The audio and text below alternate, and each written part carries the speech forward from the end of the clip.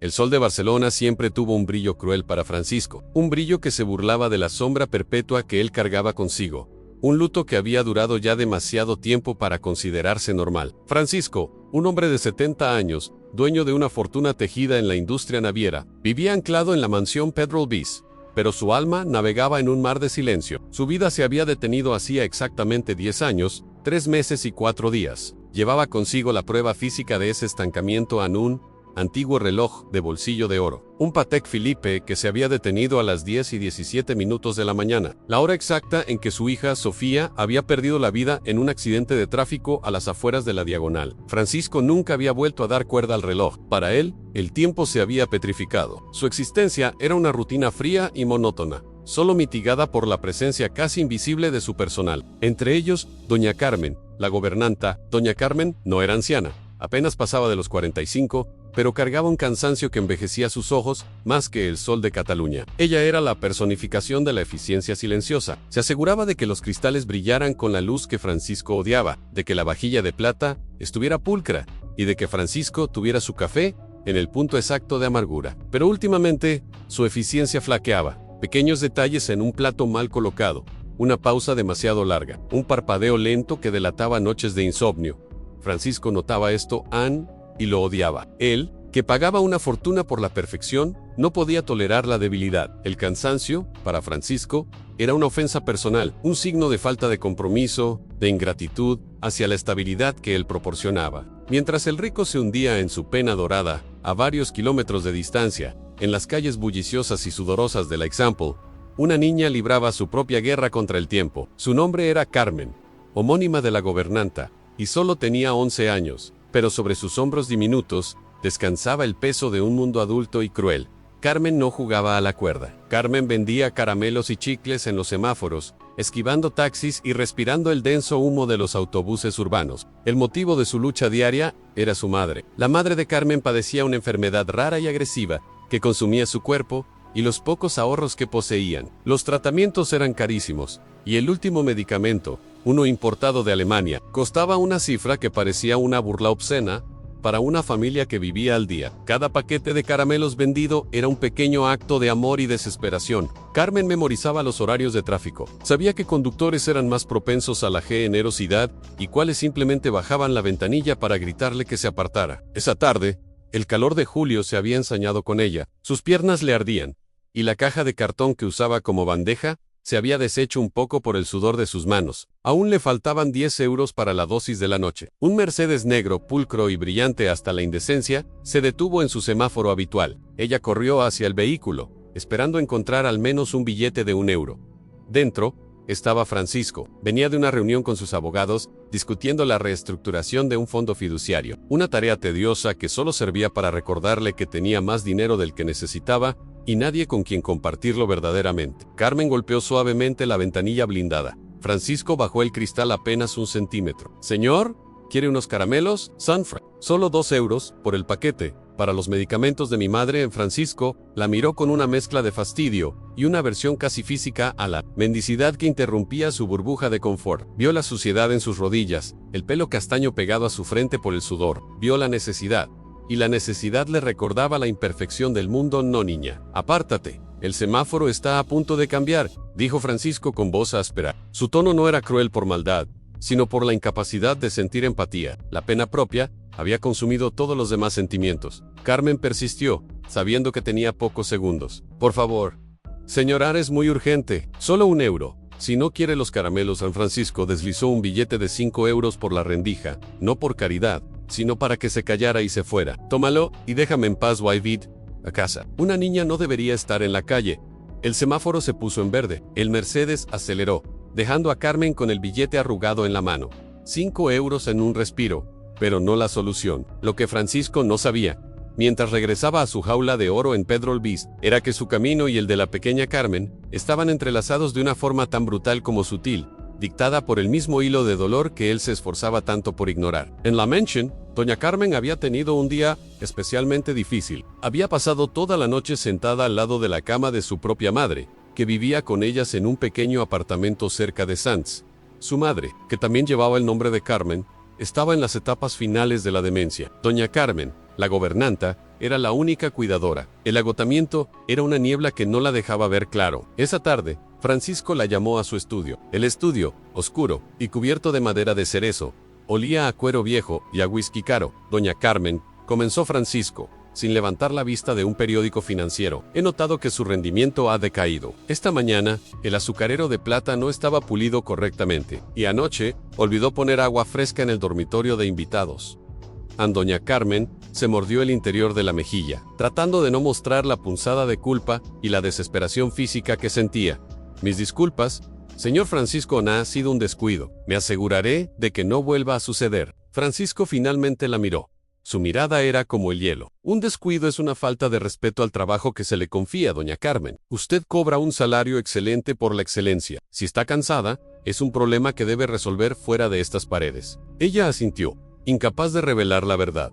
Su madre se había caído de la cama a las 3 de la mañana, y ella no había pegado ojo hasta las 6. Cuando tuvo que salir corriendo para llegar a la mansión antes de que Francisco se despertara, revelar su problema personal significaba que Francisco la vería como débil.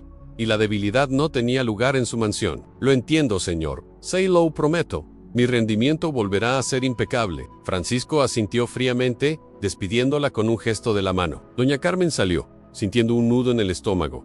Necesitaba ese trabajo desesperadamente. El sueldo le permitía pagar a una cuidadora por las tardes y, más importante, cubrir las cuentas médicas de su madre. Sí, la despiría. Todo se vendría abajo. Las semanas que siguieron fueron una danza agónica entre el esfuerzo sobrehumano de doña Carmen y la indiferencia cortante de Francisco. Ella trabajaba con la precisión de un cirujano, bebiendo café negro hasta que sus manos temblaban. Él, por su parte, seguía buscando la imperfección, casi como si deseara que ella fallara para confirmar su propia visión pesimista del mundo. Mientras tanto, en la calle, la pequeña Carmen continuaba su misión. La medicina de su madre, la niña del semáforo, se estaba acabando. Su esfuerzo la había llevado a explorar nuevas rutas. Por recomendación de una anciana florista, comenzó a vender pequeños ramilletes de lavanda y romero en las zonas más ricas, cerca de los jardines de Pedro Luis, donde la gente salía a pasear a sus perros por la tarde. Fue allí, en un boulevard arbolado, donde el destino forzó un nuevo encuentro. Francisco, dando su paseo vespertino, se detuvo ante una fuente ornamental. Estaba pensando en Sofía, su hija amaba el romero. Recordaba que solía colocar un ramillete en su escritorio, perfumando su estudio de una manera que la ahora encontraba dolorosa. En ese momento, vio a Carmen. Ella estaba sentada en el borde de la fuente, contando con cuidado las monedas en una pequeña lata de galletas. Llevaba una cesta de mimbre con unas pocas ramitas de lavanda. La niña del semáforo se acercó, no para comprar, sino por una curiosidad seca. «¿Sigues aquí?», dijo Francisco. Su voz grave, resonando en el silencio de la calle residencial. Carmen se sobresaltó, levantó la vista y reconoció al hombre del coche negro, al hombre que le había dado 5 euros y le había dicho que se fuera a casa. «Sí, señor. Aquí hay más posibilidades. No hay tanto tráfico, pero la gente es más generosa». Francisco frunció el ceño. «¿No tienes colegio o alguna actividad que hacer después de la escuela?». Carmen bajó la mirada avergonzada de tener que mentirle a un extraño, pero sabía que la verdad era demasiado pesada. «Sí, voy al colegio, pero salgo pronto, y el tiempo es oro. El tiempo es oro». La frase tocó una fibra extraña en Francisco, el hombre cuyo tiempo se había congelado. «¿Qué haces con el dinero? ¿Para qué lo necesitas con tanta urgencia?». La niña apretó la lata. Había algo en la insistencia de este hombre, en su seriedad, que la impulsó a decir una verdad parcial, la verdad que era más fácil de digerir. «Es para mi madre, está enferma. No puede trabajar. Necesita medicinas caras». Francisco sintió un pinchazo. Una mujer enferma, una niña sacrificada, un cliché de la pobreza. «¿Y dónde está tu padre?». Carmen miró hacia el horizonte de tejados. «Él se fue hace mucho tiempo. Dice que no puede con esto. Solo somos mi mamá y yo». Francisco se quedó en silencio. No se trataba de su propia hija, pero había una inocencia forzada en Carmen, una resignación que le recordaba la dureza de la vida. Su propia hija, Sofía, nunca había conocido la necesidad. Todo lo que ella había conocido era el lujo, la despreocupación, hasta que un instante lo había borrado todo. Se agachó un poco, un gesto que rara vez hacía, lo que le hizo sentir incómodo. «¿Y qué haces cuando no estás vendiendo flores o caramelos?». «Estudio». «Why, Leo?». «Me gusta leer sobre geografía, señor. Quiero conocer todos los países que mi madre me promete que veremos cuando se cure». Francisco sonrió apenas, una media sonrisa que nadie había visto en años. Su hija Sofía había amado la geografía, ¿Qué lees ahora? Un atlas viejo. A mi madre lo tiene desde que era joven. Estoy aprendiendo sobre la Patagonia. Es un lugar muy grande, señora. En el vínculo, aunque pequeño y accidental, comenzó a formarse. Francisco, sin saber por qué, regresó a ese mismo lugar los días siguientes. A veces, compraba la lavanda, aunque la dejaba marchitarse en su escritorio. No hablaba mucho de su vida, pero sí escuchaba a Carmen, escuchaba sus planes, su determinación. Ella no le pedía nada, solo le ofrecía la dignidad de un intercambio o un producto por su dinero. Un día, Carmen le preguntó por su reloj de bolsillo. Francisco lo llevaba visible, encadenado a su chaleco, aunque siempre estaba guardado en el bolsillo. Señor, ¿por qué su reloj está parado? Francisco sintió que la pregunta lo desnudaba, porque así es como debe ser. El tiempo se detuvo para mí. Carmen ladeó la cabeza, su lógica infantil chocando con la profunda miseria adulta. Pero si el tiempo se detiene, usted no puede avanzar, ¿verdad?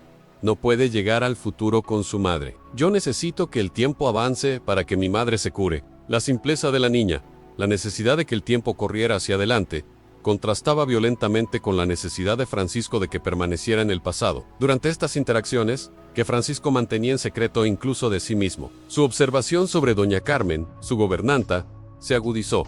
Doña Carmen se veía cada vez más demacrada. Un día, al entrar en la cocina, encontró a doña Carmen recostada contra la nevera, con los ojos cerrados, respirando profundamente. Parecía que se iba a desmayar doña Carmen. ¿Qué está haciendo? Francisco exigió, su voz llena de desaprobación. Ella se enderezó de inmediato, pálida. Lo siento, señor Francisco, solo un mareo rápido. Estoy bien. No parece bien. Parece que no ha dormido en días. Le he advertido sobre esto. Su estado no es profesional. Si no puede manejar su vida personal, no puede manejar esta casa. Doña Carmen se sintió humillada. Quería gritarle que no era debilidad, sino un acto de amor extenuante, pero no podía. El miedo a perder el trabajo la atenazaba.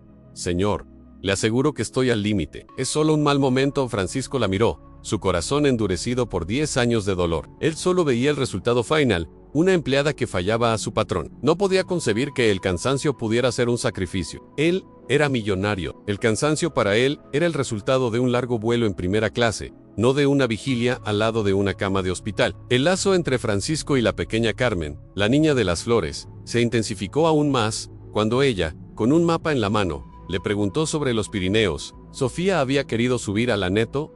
Francisco se encontró por primera vez contando anécdotas felices de su hija. No el accidente, no el luto, sino la vida que ella había vivido. Carmen, con su inocencia, se convirtió en un puente involuntario hacia la humanidad de Francisco. Francisco, de 70 años, un magnate temido, se encontraba sentado en un banco público, discutiendo las características geológicas de los Alpes con una niña de 11 años. Era absurdo, era inesperado, y era lo único que le había dado un atisbo de color a su vida gris. Una noche, Francisco se encontró reflexionando sobre cómo la vida de la niña era tan brutalmente difícil, y aún así ella encontraba la energía para planear viajes imaginarios. Mientras tanto, doña Carmen, con todas las comodidades de un salario alto, parecía marchitarse por el agotamiento. Francisco estaba confundido. ¿Por qué la pobreza extrema de Carmen la hacía luchar más duro, mientras que la seguridad financiera de doña Carmen la hacía caer en el letargo? No podía concebir que ambos agotamientos pudieran nacer de la misma fuente, el amor incondicional. En un momento de sincera reflexión, sentado en la terraza de su ático, mirando las luces de la ciudad que nunca dormía, Francisco sintió una extraña conexión con la niña que le había enseñado a mirar al futuro a través de los mapas. Si crees que el destino une a las personas correctas, escribe destino en los comentarios. Pero la historia de la mansión, como la vida, no espera por la reflexión. El conflicto se acercaba, inevitable, impulsado por el agotamiento y la falta de comunicación. Doña Carmen, la gobernanta, estaba en su punto de quiebre.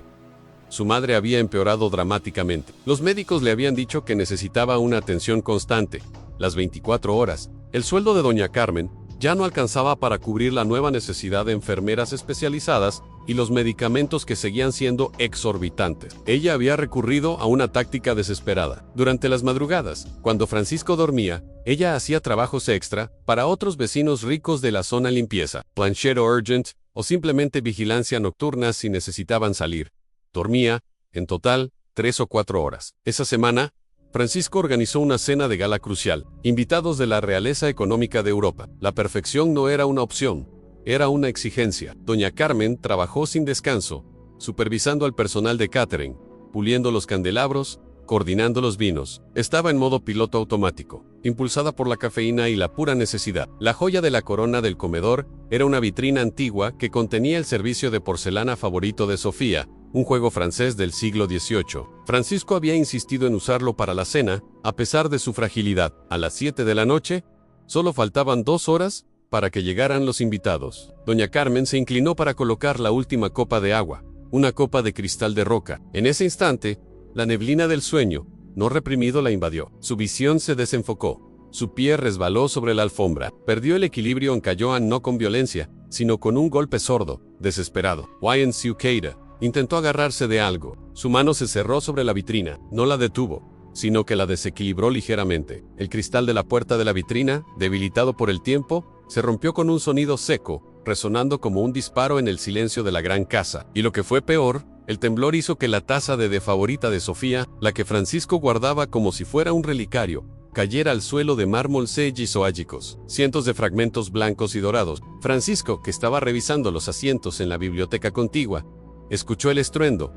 Corrió al comedor. Vio a doña Carmen en el suelo, las manos temblándole, con una pequeña cortada en la muñeca sangrando sobre el mármol, y vio el desastre. La porcelana rota, el cristal esparcido, pero solo vio una cosa: a la destrucción de la última pieza tangible de su hija, que mantenía con vida. La rabia, contenida durante 10 años, explotó. ¿Qué ha hecho?, gritó Francisco.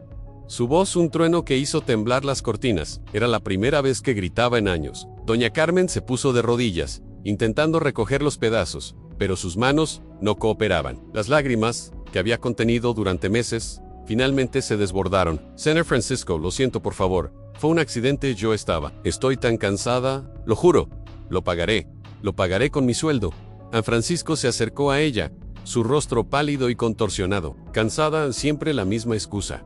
Cansada. Le doy todo, doña Carmen. Una vida de estabilidad. Un sueldo que la mayoría en Barcelona soñaría. Y usted lo destruye por simple negligencia, por no poder mantener su vida bajo control. Esto es imperdonable, señaló los pedazos de la taza, y su voz se hizo baja y venenosa. Esto no es solo porcelana, esto era la única cosa que me quedaba de ella.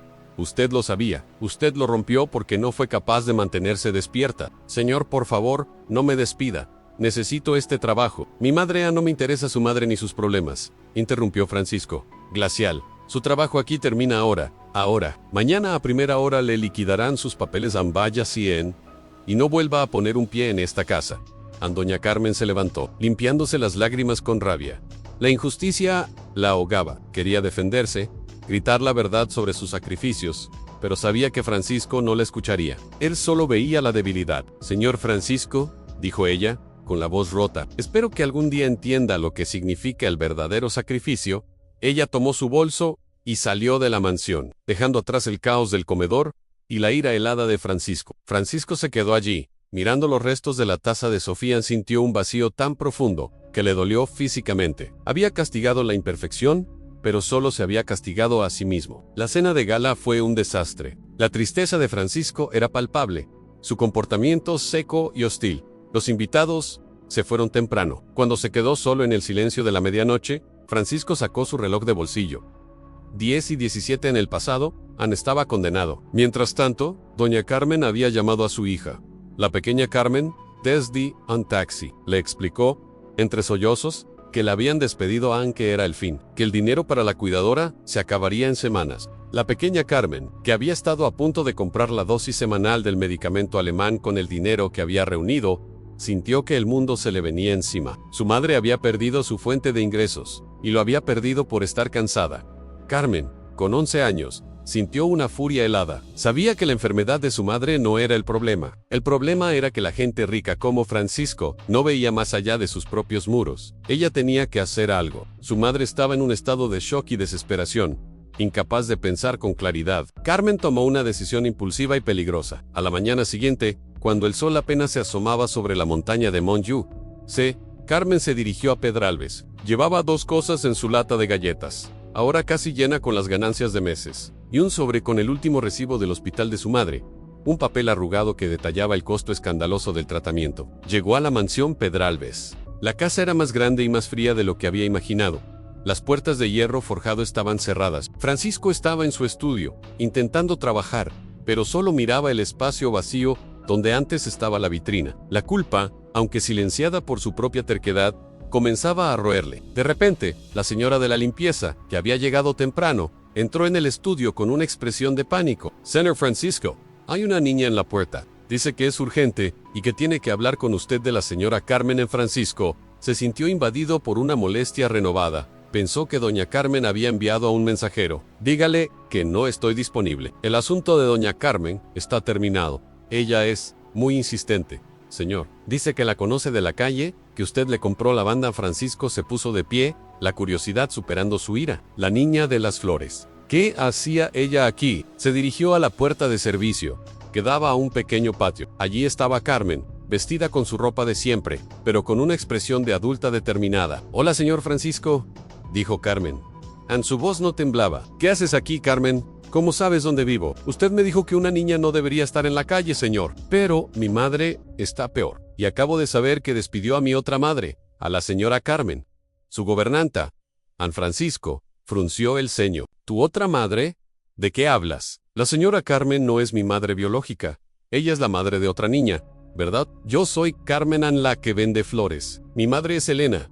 Y usted despidió a mi mamá por estar cansada. Pero no entiende por qué estaba cansada». An Carmen se acercó al millonario, sin miedo a su altura imponente. «Usted es un hombre muy rico. Cree que el cansancio es vagancia. Pero le aseguro, señor Francisco, que la señora Carmen no es vaga. Ella es la persona más fuerte que conozco. Y la más sacrificada». Francisco la miró, confuso. «¿Cómo sabes tanto de doña Carmen? ¿La conoces?» «Sí, la conozco. No di su casa, sino de la noche. Cuando usted duerme aquí cómodamente, ella está en las casas de otros, limpiando, lavando, cuidando. Yo sé porque ella y mi mamá están en el mismo grupo de apoyo para enfermedades raras». En el mundo de Francisco se tambaleó. «Doña Carmen, la que él pagaba generosamente, haciendo trabajos extras». Carmen continuó, alzando el sobrearrugado. «La señora Carmen tiene a su propia madre enferma, con demencia, y el sueldo que usted le paga apenas alcanza para eso. Pero además, señor, ella es la única que me ayuda a mí y a mi mamá. ¿Ayudaros? Si a mi madre necesita un medicamento carísimo, y la señora Carmen ha estado dándole a mi mamá una parte de su sueldo. No se lo pedimos. Ella lo hacía en secreto para que nosotras pudiéramos seguir adelante.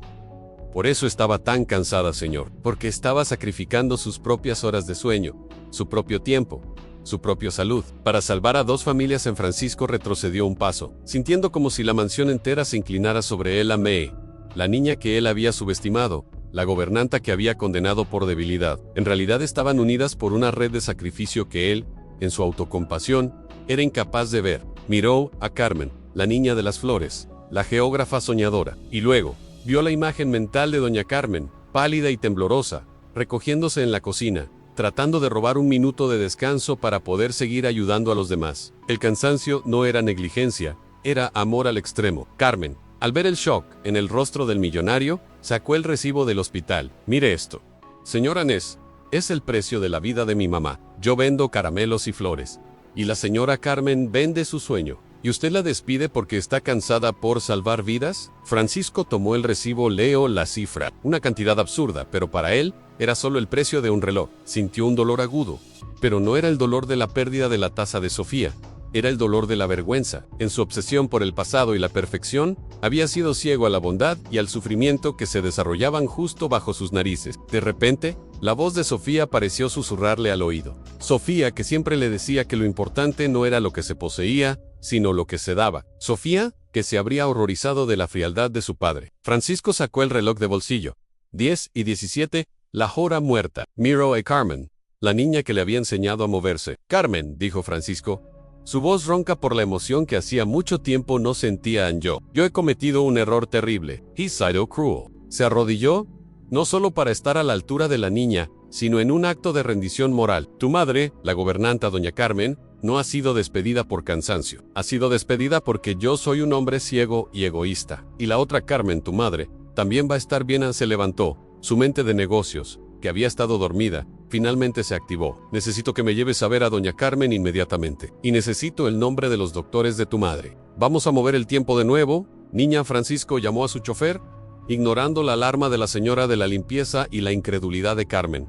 Metió a la niña en el Mercedes negro. Por primera vez en 10 años, el coche no se sentía como una jaula, Llegaron al modesto apartamento de doña Carmen. La encontraron empacando sus pocas pertenencias, aún llorando. Señor Francisco, ¿qué hace aquí? No tiene que decir nada más. Lo entiendo, no, doña Carmen. Usted no entiende, dijo Francisco. Se acercó a ella, humilde. Yo soy el que no entiende. Yo solo vi la superficie. Yo solo vi el cansancio y lo condené. No vi a la razón. No vi el amor que la agotaba. Luego señaló a la pequeña Carmen, que se había quedado silenciosa junto a la puerta. Esta niña me ha enseñado una lección que no aprendí ni con mi hija. Me ha enseñado que el cansancio no siempre es pereza. A veces, es la cara visible de un sacrificio heroico. En Francisco se puso la mano en el bolsillo, sacó su cartera. Doña Carmen, usted no está despedida. Su salario se duplicará, no por sus servicios, sino por su humanidad. Doña Carmen lo miró con incredulidad. ¿Duplicarse? Señor, no puedo aceptarlo. Usted no trabajará más de 8 horas. He contratado una enfermera para que cuide a su madre por las noches, y he llamado a mis contactos en Alemania. El medicamento de la madre de Carmen se encargará inmediatamente y se pagará. Mi contable gestionará todos los gastos médicos de ambas mujeres. El rostro de doña Carmen se descompuso. No podía creer que la crueldad repentina de Francisco se hubiera transformado en una generosidad tan abrumadora. Señor Francisco, yo no sé qué decir. Yo rompí la taza de Sofía Ness. Imperdonable. Francisco sonrió, esta vez con una sinceridad que le dolió la mandíbula. La taza era solo un pedazo de porcelana, doña Carmen, y de todas formas, yo mismo la rompí con mi ira. Usted puede reemplazar la porcelana.